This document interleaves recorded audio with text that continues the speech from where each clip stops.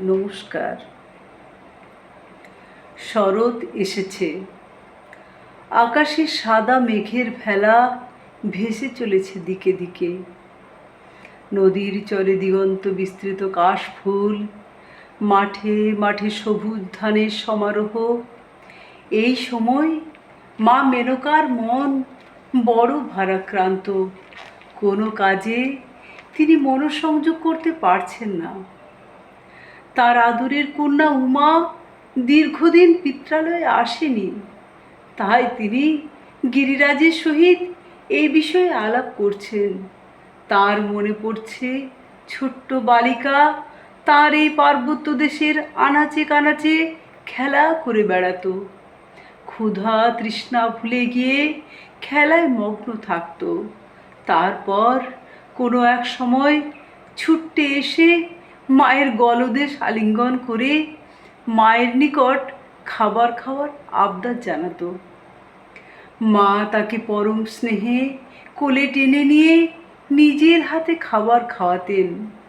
বালিকার মন কখনো প্রজাপতির পিছনে ছুটে বেড়ায়, তো কখনো ঘাস ফড়িং ধরতে চায়।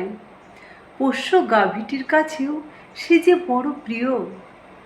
উমার বিবাহের পর গিরিরাজও বড় একা। সেই নূপুর ধ্বনি আর শোনা যায় না, বড়ই নিশ্চুপ চারিপাশ। গিরিরাজ বলেন তিনি উমার বিবাহ দিয়েছেন সৎ পাত্রে, তবে ভোলানাথ সংসারের বিষয়ে বড়ই উদাসীন, বড়ই নিস্পৃহ। না জানি তাঁর কন্যা স্বামীর গৃহে কেমন রয়েছে।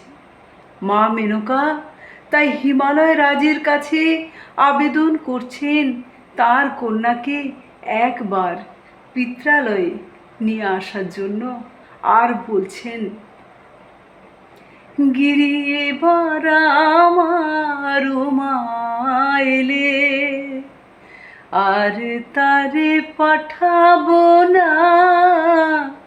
গিরি এবার আমার উমা এলে, আর তারে পাঠাবো না। গিরি এবার আমার উমা এলে। ও সে বলে বলুক লোকে মন্দ, বলে বলুক লোকে মন্দ, কারো কথা শুনবো না। গিরি এবার আমার উমা এলে, আর তারে পাঠাবো না।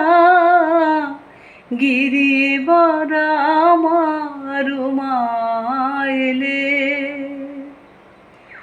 যদি আসে মৃত্যুঞ্জয় আমার উমা নেবার কথা কয়। যদি আসে মৃত্যুঞ্জয় আমার উমা নেবার কথা কয়। মায়ে ঝিয়ে করব ঝগড়া, মায়ে ঝিয়ে করব ঝগড়া। জামাই বলে তারে মানব না। গিরি এবার আমার উমা এলে, আর তারে পাঠাবো না। গিরি এবার আমার উমা এলে, দ্বিজ রাম প্রসাদ কয়, ও গো এ দুঃখ কি প্রাণে সয়।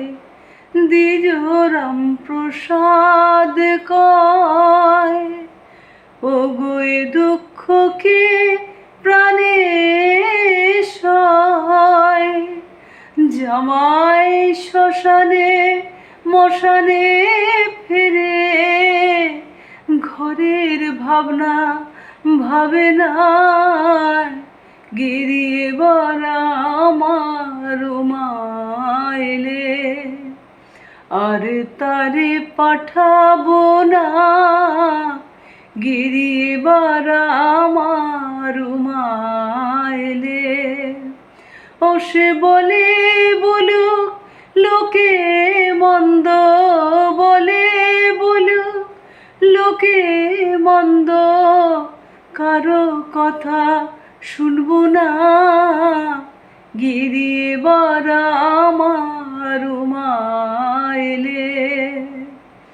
আর তারে পাঠাবো না গিরিবার আমার মাইলে। কেমন হয়েছে অবশ্যই জানাবেন, লাইক করবেন, কমেন্ট করবেন, শেয়ার করবেন।